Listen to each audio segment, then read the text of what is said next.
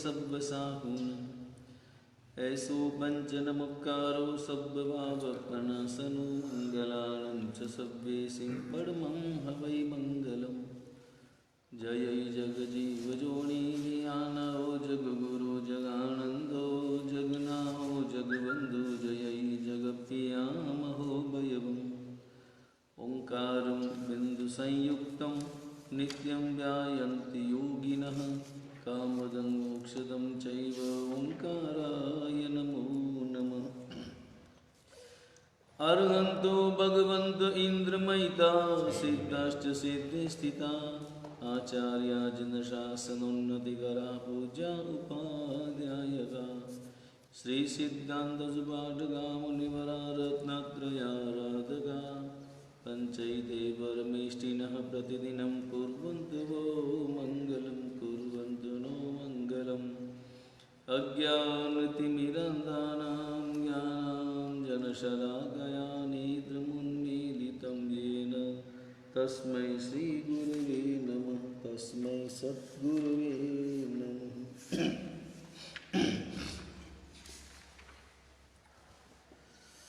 सभी एकाग्र होकर इस तत्व चर्चा में भाग लें। एकाग्रता के बिना तत्वार्थ सूत्र जैसा गहन शास्त्र समझ में नहीं आ सकता। अपने चित्त को एकाग्र बनाएं, अपनी दृष्टि को एकाग्र बनाएं, निस्सिह का प्रयोग करें और अपने चित्त को संपूर्ण रूप से तत्वार्थ सूत्र की परिभाषा, तत्वार्थ सूत्र के विषय में गहनता के साथ में उतार। सप्त तत्वों की व्याख्या, 9 तत्वों की व्याख्या हो चुकी। अब अगला सूत्र लेते हैं। नाम स्थापना द्रव्य भावतः तत्न्यासः। ये तत्वार्थ सूत्र के पहले अध्याय का 5वां सूत्र है। इन तत्वों को जानना है, तत्वों को जानने के द्वार। क्योंकि तत्वों को समझना है तो हमें तत्वों को अलग अलग ढंग से समझना होगा और उसके लिए जो समझने के लिए जिनसे हमें ज्ञान प्राप्त होता है, बोध प्राप्त होता है, जिनसे हम तत्वों की गहन संपदा को खोल देते हैं ताकि अच्छी तरह से वे तत्व, उन तत्वों का संपूर्ण स्वरूप अच्छी तरह से समझ में आ जाए, उसके लिए 4 निक्षेपा अपने यहाँ पर जिन शासन में प्रसिद्ध है। नाम, स्थापना, द्रव्य और भाव। इन चारों से हम किसी भी वस्तु को, किसी भी तत्व को, किसी भी पदार्थ को बहुत अच्छी तरह से हम जान सकते हैं। उन तत्वों के स्वरूप के संबंध में बोध इन 4 द्वारों से, 4 निक्षेपाओं से, नाम, स्थापना और द्रव्य भाव से हमें होता है। नाम, किसी भी वस्तु को जानने के लिए सबसे पहले उसका नाम चाहिए। जैसे ये सामने घड़ा है, मिट्टी का घड़ा है, तो इसका नाम है घट। इसका क्या नाम है? घट। जो समय दिखाने वाला यंत्र है उसे हमने घड़ी नाम दिया है। इसी प्रकार अन्य अन्य वस्तुओं का नाम है। तो नाम से जो ही हम नाम सुनते हैं त्यों ही उस वस्तु का स्वरूप हमारे मानस में, हमारे हृदय में स्पष्ट हो जाता है। तो नाम से वस्तु के स्वरूप को हम जानते हैं। बराबर। नंबर 2, निक्षेपा। नाम के बाद में स्थापना। नाम तो निक्षेप है, उसके बाद में स्थापना निक्षेप। स्थापना निक्षेप का यह अर्थ है, स्थापना यानी तदाकार या अतदाकार प्रतिबिंब, आकृति। बिल्कुल वैसा ही, अथवा तो जैसे अपने स्थापनाचार्य जी हैं, स्थापनाचार्य जी भी स्थापना है, नाम ही है स्थापना, स्थापना की है। उसमें 5 तदाकार नहीं है, उसमें कोई अर्यंत का स्वरूप नहीं है। जो अपने यहाँ पर स्थापना जी है उसमें कितने मेरु बने हुए हैं? 5 मेरु बने हुए हैं। उन 5 के द्वारा किसके स्वरूप का बोध होता है? पंच परमेष्ठी, बराबर, अरिहंत, सिद्ध, आचार्य, उपाध्याय और साधु। उन मेरु में अरिहंत की आकृति है, सिद्ध की आकृति है, आचार्य, उपाध्याय अथवा साधु की कोई आकृति है? कोई आकृति नहीं है। ये अतदाकार स्थापना है। अतदाकार यानी तदाकार यानी उनका आकार, बराबर, तस्य आकार इति तदाकार, और न तस्य आकार इति अतदाकार, जिसमें उनके आकार का कोई लेना देना नहीं है। एक स्थापना कर दी अपने पुराने जमाने में। वर्तमान में तो भैरव जी की प्रतिमाएं बनने लग गई सब जगह। अपने यहाँ पर पूर्व समय में कहीं पर भी भैरव जी अथवा माणिभद्र जी अथवा क्षेत्रपाल इनकी प्रतिमाएं नहीं बनती थी, बल्कि इनके लिए नारियल की स्थापना की जाती थी। एक नारियल रखा और उसी में भैरव जी की स्थापना हो गई, उसी में माणिभद्र जी की स्थापना हो गई, उसी में क्षेत्रपाल की स्थापना हो गई। वो ऐसी मान्यता, हाँ ऐसी हाँ, यही परंपरा चली आ रही थी। अपने नाकोड़ा जी में भी नारियल में ही स्थापना है, इसलिए ये बाद में प्रतिमा जी जो है वो बाद में नारियल के ऊपर फिट की गई है। मूल रूप में नारियल वहाँ वैसा का वैसा है। वो नारियल जो आचार्य भगवंत कीर्ति रत्न सूरी जी महाराज, जो खरदरगज की भावहर्ष शाखा के आचार्य भगवंत थे, उन्होंने भैरव जी की स्थापना की थी। तो वही भैरव जी नारियल के रूप में इस मंदिर में स्थापना। अपने यहाँ पर एक स्थापित परंपरा कि अगर खरदरगज के अनुयायियों के द्वारा प्रतिष्ठित मंदिर होगा या उपाश्रय होगा तो वहाँ पर भैरव जी की स्थापना होगी, और तपागज के आचार्यों के द्वारा स्थापित मंदिर अथवा उपाश्रय होगा तो वहाँ पर माणिभद्र जी की स्थापना होगी। एक ये स्थापित परंपरा है। तो नाकोड़ा जी में भी इसी प्रकार भैरव जी की स्थापना है। ऊपर प्रतिमा जी बाद में, प्रतिमा जी नीचे से पोली है, उनका जो नीचे का हिस्सा है ना वो पूरा नीचे से पोला है, नारियल उस पर फिट हो गया है और ऊपर प्रतिमा जी स्थापित की गई है। ये अतदाकार स्थापना है। प्रतिमा जी हो गई, ये तदाकार स्थापना। तो प्रतिमा जी में तो भैरव जी का रूप है तो, हाँ वो तो रूप बना दिया। भैरव जी का रूप जो शास्त्रों में उपलब्ध होता है कि वो कितने हाथ वाले हैं और उनके हाथ में क्या क्या वस्तु है, शब्दों के हिसाब से आकृति बना दी। उस आधार पर आकृति बना दी, तो वो तदाकार स्थापना हो गई। तो स्थापना निक्षेप, स्थापना करना ताकि उससे उस वस्तु का स्वरूप और अधिक व्यवस्थित रूप से बोध हो सके। मतलब मूल जो है ना बोध प्राप्त करना। निक्षेप शब्द का जो अर्थ होता है वो उस स्वरूप का बोध प्राप्त करने की विधि, जिनसे स्वरूप का बोध हमें प्राप्त होता है वो निक्षेप। निक्षेप यानी स्थापना, एक तरह से कि नाम, स्थापना और द्रव्य भाव, इन चार प्रकार से हम किसी भी तत्व को, किसी भी वस्तु को अच्छी तरह से जान सकते हैं। तो जानने की जो प्रक्रिया है, जानने का जो विधान है वो निक्षेप। स्थापना क्या है? तो स्थापना जैसे परमात्मा महावीर की प्रतिमा जी बना दी। अब उसमें भी देखो अपने ऑर्डर दिया कि प्रतिमा जी बनाना है, बराबर। तो मूर्तिकार ने प्रतिमा जी बना दी। अब वो प्रतिमा आदिनाथ की है, अजितनाथ की है, शांतिनाथ की है, महावीर परमात्मा की है, वो कैसे पता चलेगा? वो पता चलेगा लांछन से। तो उस लांछन में, ऋषभ के लांछन में आदिनाथ की स्थापना है, सर्प के लांछन में पार्श्वनाथ की स्थापना है, सिंह के लांछन में महावीर परमात्मा की स्थापना है, शंख के लांछन में नेमिनाथ परमात्मा की स्थापना है, बराबर। तो प्रतिमा जी बन गई। प्रतिमा जी से और ज्यादा स्वरूप और ज्यादा अच्छी तरह से उसका बोध हो गया। ये स्थापना निक्षेप है। तो फिर नाम और स्थापना में क्या होगा? नाम में केवल नाम ही है। जैसे महावीर नाम है, नाम महावीर, जैसे लिखा श्री महावीराय नमः। यहाँ प्रतिमा तो नहीं है ना, यहाँ आकार भी नहीं है, यहाँ केवल अक्षरों का उपयोग है।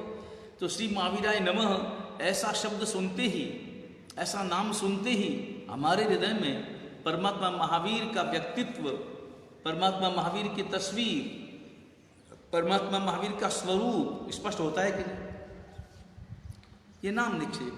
स्थापना उस प्रकार की प्रतिमा जी, और उस पर नाम आ गया कि ये परमात्मा महावीर की प्रतिमा। नाम नहीं लिखो तो भी सिंह के लांछन से ही हमें बोध हो जाता है कि यह महावीर परमात्मा की प्रतिमा जी है।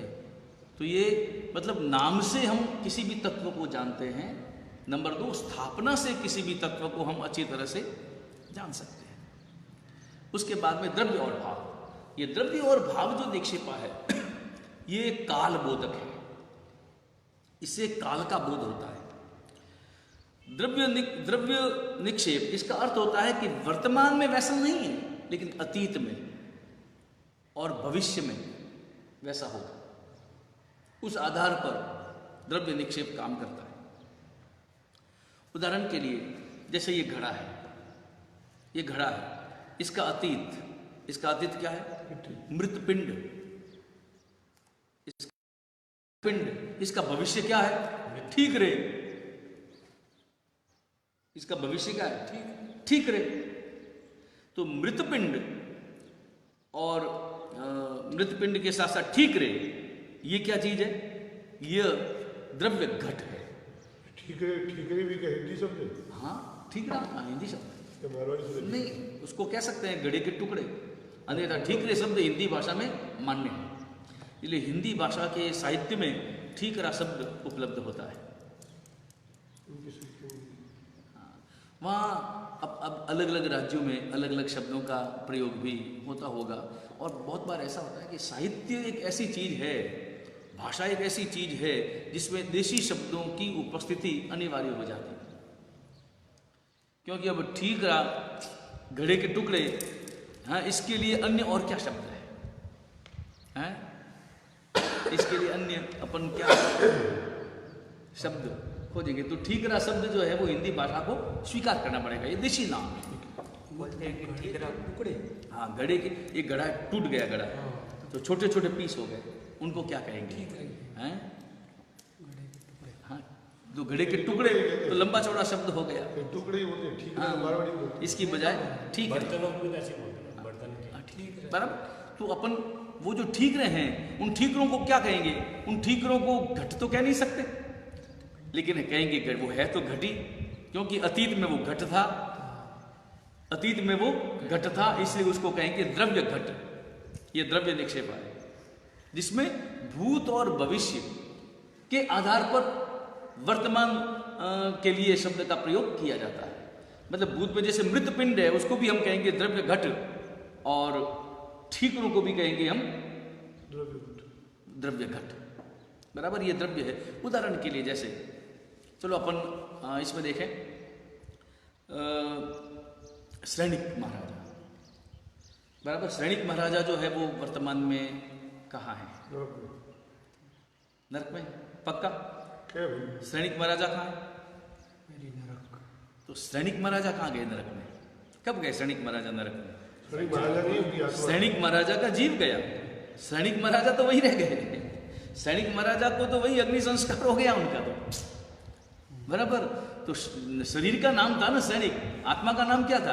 आत्मा तो अनाम है। तो जो नरक में गया वो कौन गया? तो सैनिक महाराजा का जीव गया, आत्मा गई।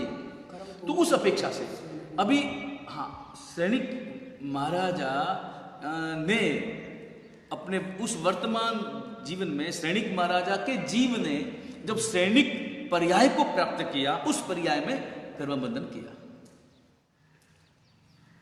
बराबर है, लेकिन अपन व्यवहार भाषा में ये बोलते हैं। बराबर, तो अब यह सैनिक महाराजा जो है वो, सैनिक महाराजा का जीव जो है वो नरक में है, और वो क्या बनने वाले हैं आने वाली 24वीं में? प्रथम तीर्थंकर। किस नाम से? पद्मनाभ परमात्मा के नाम से। तो अभी वो तीर्थंकर बन गए क्या?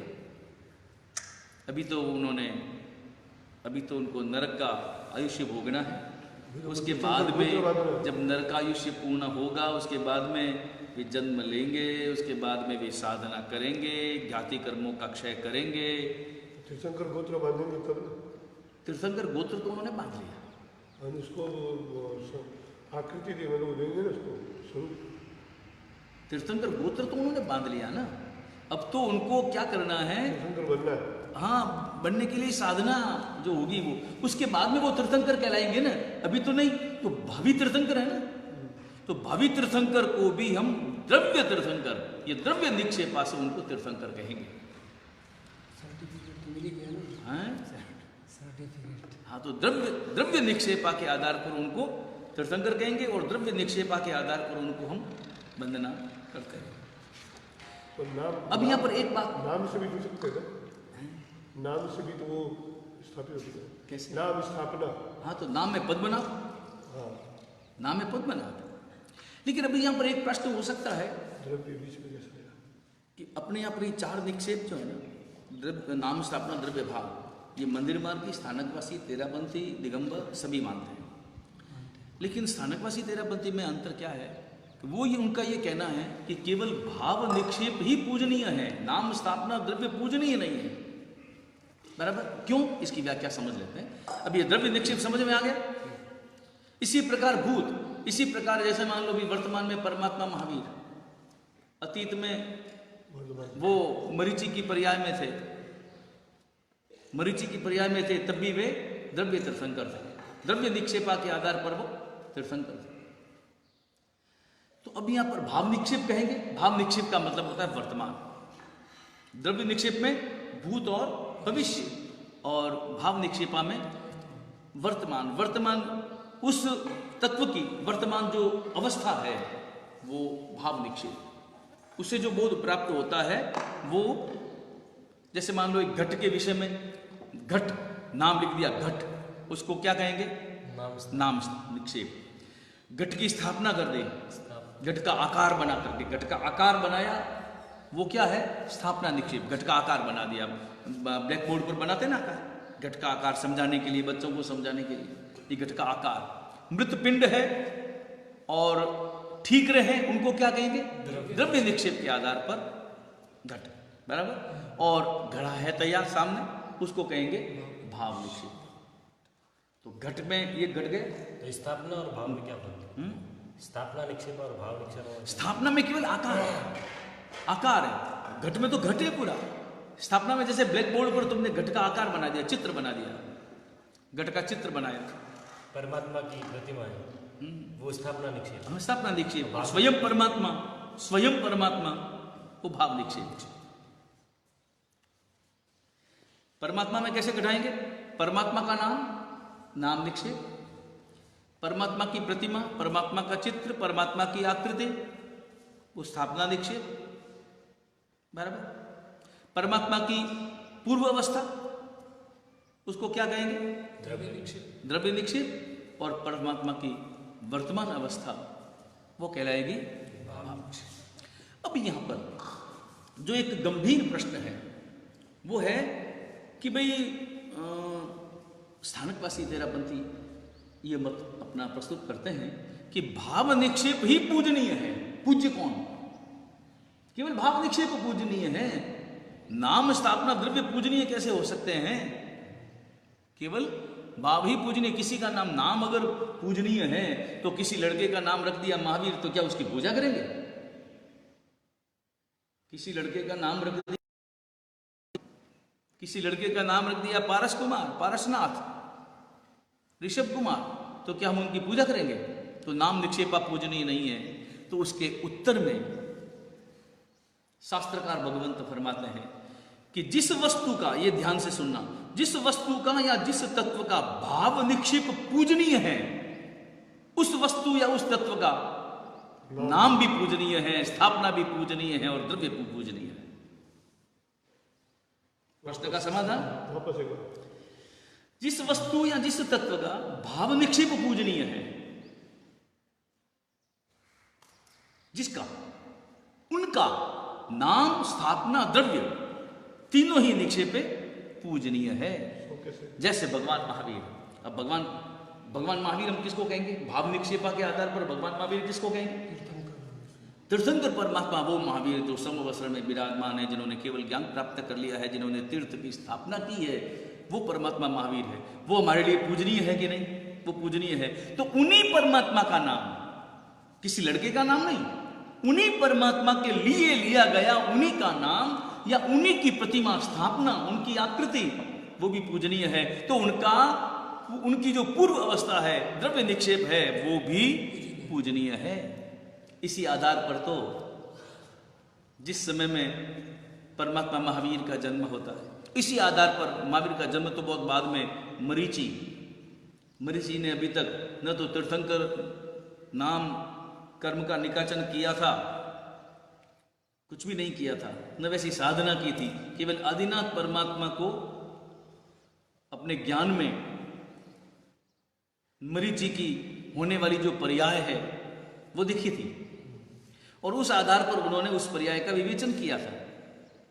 और भरत ने जाकर मरीचि को वंदना की थी। तो वंदना क्या, किसको वंदना की थी? वो वंदना किसको कर रहे थे? मरीचि को कर रहे थे, या मरीचि की उस आत्मा को कर रहे थे जो भविष्य में तीर्थंकर होने वाली है? बराबर, उनको वंदना कर रहे थे ना वो। तो वो वंदना कैसे कर सकते थे भाई? अभी कहाँ वो तीर्थंकर बने हैं? अभी तक तो उन्होंने साधना भी नहीं की, कर्म तीर्थंकर नाम पुत्र का निकाचन भी नहीं किया। वो वंदना द्रव्य निक्षेप है, क्योंकि जिनका भाव निक्षेप पूजनीय है, जिनका भाव निक्षेप पूजनीय है, उनका नाम स्थापना द्रव्य निक्षेपा भी पूजनीय है। इसी प्रकार उस समय कहाँ पूजनीय है? मरीचि का भाव निक्षेप का अर्थ यह हुआ कि उनका जो भविष्य है वो तीर्थंकर आदिनाथ ने अपने ज्ञान में देखा है। तो जब ज्ञान में देखा है तो वो भगवान महावीर बनने वाले हैं ना। बनने वाले कौन है? तो जिस वक्त में भगवान महावीर बनेंगे, जिस वक्त में भगवान महावीर बनेंगे, उस वक्त का जो भाव निक्षेप है वो पूजनीय है या नहीं? उस वक्त का। तो वो पूजनीय होने के कारण से उनके अतीत में उनकी आत्मा का जो स्वरूप वो द्रव्य निक्षेप के आधार पर पूजनीय हो जाता है।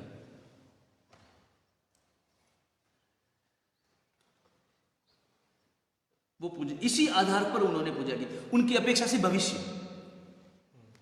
भगवान महावीर की अपेक्षा से मरीचि का भाव भूत, लेकिन मरीचि की अपेक्षा से भविष्य, परमात्मा महावीर का जो भाव है वो भविष्य है। उस आधार पर देखेंगे तो जिसमें भूत और भविष्य की जो अवस्था है उसको द्रव्य निक्षेपा कहते हैं। तो यहां पर पूज्य वो बनता है जिसका भाव निक्षेप पूज्य है, उसका अतीत भी और उसका भविष्य भी पूज्य बन जाता है।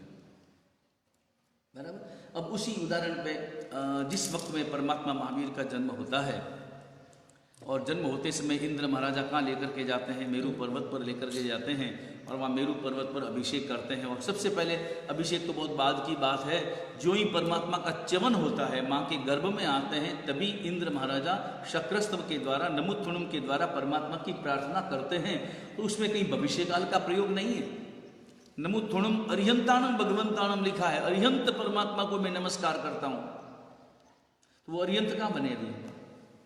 अभी तक तो अरिहंत बने नहीं है। तो ये किस आधार पर है? ये द्रव्य निक्षेप के आधार पर है। जिनका भाव निक्षेपा पूजनीय है, ये महावीर जब महावीर बनेंगे, जब तीर्थंकर बनेंगे, तब पूजनीय होंगे। तो स्वाभाविक रूप से उनका अतीत, उनका भूतकाल वो भी पूजनीय है, क्योंकि द्रव्य निक्षेप के आधार पर। ये चारों निक्षेप अच्छी तरह से समझ में आ गए। नाम, स्थापना, द्रव्य भाव, इन भावतः यहाँ पंचमी का प्रयोग है। द्रव्य तसिल प्रत्यय लगा है। नाम, स्थापना, द्रव्य भावतः, नाम से, स्थापना से, द्रव्य से, भाव से, इन तत्वों को अच्छी तरह से समझा जा सकता है। तत्न्यास, अच्छी तरह से इनको समझा जा सकता है। तो ये जिनसे समझा जाए उनको निक्षेपा कहते हैं। बराबर। और किससे समझा जा सकता है? ये तो समझ में आ गया कि नाम, स्थापना, द्रव्य भाव तो समझ में हमें बहुत अच्छी तरह से आ गया।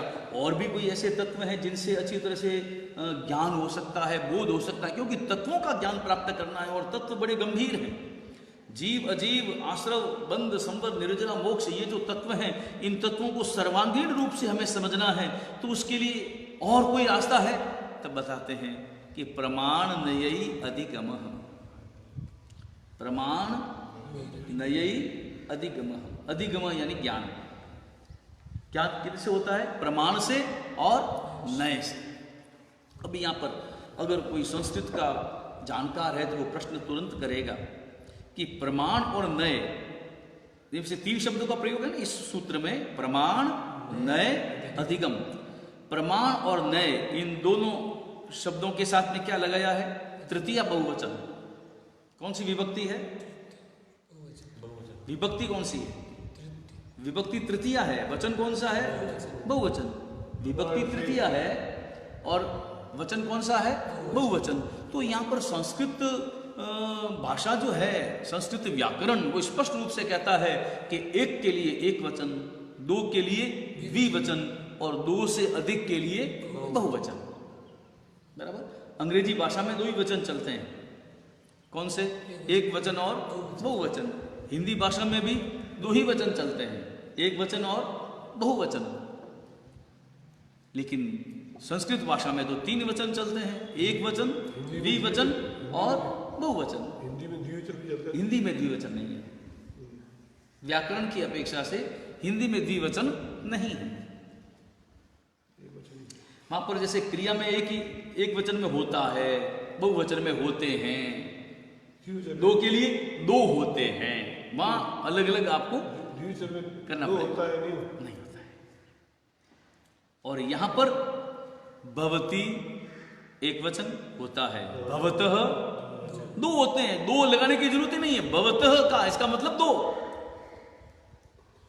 और भवंती दो से अधिक होते हैं। बराबर। तो अब यहां पर दो ही शब्दों का प्रयोग, एक प्रमाण और एक नय, तो इसमें बहुवचन का प्रयोग कैसे हो गया? होना तो ये चाहिए था, सूत्र ऐसे होना चाहिए थे, प्रमाण नयाभ्याम अधिगमः, प्रमाण नयाभ्याम अधिगमः, ऐसा ही सूत्र बनना चाहिए था। बहुवचन का प्रयोग क्यों किया गया? तो इसका उत्तर बड़ा ही सरल है कि भाई प्रमाण और नय ये शब्द दो हैं, लेकिन प्रमाण भी बहुत है और नय तो अनंत है। यहां पर जिनकी मीमांसा करेंगे है तो अनंत, यहां जिनकी मीमांसा करेंगे वो प्रमाण भी चार है। बराबर। प्रमाण भी न्याय शास्त्र के अनुसार चार है, और नय भी, नय कितने हैं अपने यहां पर? 7 नयों की विवेचना है। बराबर। तो विवेचना ये कुल मिलाकर के कितने हो गए? ये दो से बहुत ज्यादा हैं, इस कारण यहां पर बहुवचन का प्रयोग किया गया। तो प्रमाण नयई रधिगम, प्रमाण और नयों से इनका बोध होता है। अब एक और संस्कृत का प्रश्न तो है, इच्छा हो तो संस्कृत का एक और प्रश्न कर लें इसमें। एक प्रश्न और है, नहीं ये नहीं है, एक प्रश्न नियम क्या है कि जब भी दो शब्दों को एक साथ जोड़ा जाता है तो हमेशा जिस शब्द में कम अक्षर होते हैं उसका पूर्व निपात होता है। पूर्व निपात यानी पूर्व में रखना। अब प्रमाण, इसमें कितनी मात्रा है? प्रमाण में कितनी मात्रा है? 4 मात्रा। 5 हो गए। प्रमाण में यूं मानो तो 4 मात्रा, यूं मानो तो 5 मात्रा। बराबर। नए में कितनी मात्रा है? 2 मात्रा। तो कम मात्राओं वाला शब्द कौन सा है? नए। तो उसका पूर्व निपात होना चाहिए, और पूर्व निपात अगर होता है तो नय प्रमाणे ही अधिगमः, ऐसा सूत्र बनता है। तो यहां पर पूर्व निपात क्यों किया? आचार्य उमास्वादी भगवंत तो इतने तत्वज्ञ हैं, शास्त्रज्ञ हैं और भाषा के जबरदस्त विद्वान हैं, तो उन्होंने ऐसा प्रयोग क्यों किया कि इसके पीछे कोई न कोई रहस्य तो होना चाहिए। तो रहस्य है। नए 7 है और प्रमाण 4 है। नहीं, ऐसा नहीं है, ऐसा नहीं है। उत्तर में जल्दबाजी नहीं, ये उत्तर बड़ा गहरा है। अब इस उत्तर को जानने के लिए हमें प्रमाण और नए क्या है वो जानना पड़ेगा। प्रमाण की परिभाषा क्या है और नए की परिभाषा क्या है वो हमें अच्छी तरह से समझनी होगी। तो प्रमाण और नए की परिभाषा हमें समझनी है। अब चूंकि आज 4:45 हो रहे हैं, आज चतुर्दशी भी है और आज चतुर्दशी का पाक्षिक प्रतिक्रमण भी है, इसलिए आज वाचना को यहीं विराम देते हैं। कल इस विषय का स्पष्टीकरण भी करेंगे और प्रमाण और नए इनकी व्याख्या भी हम बहुत अच्छी तरह से समझने का पुरुषार्थ करेंगे। जिनाज्ञा विरुद्ध कुछ भी कहा गया हो, मिच्छामि दुक्कडम। सर्व मंगल मांगल्यम सर्व कल्याण कारणम वदानम सर्वधर्माणां जैनम जयति शासनम। कैसे करते हैं? समाप्त।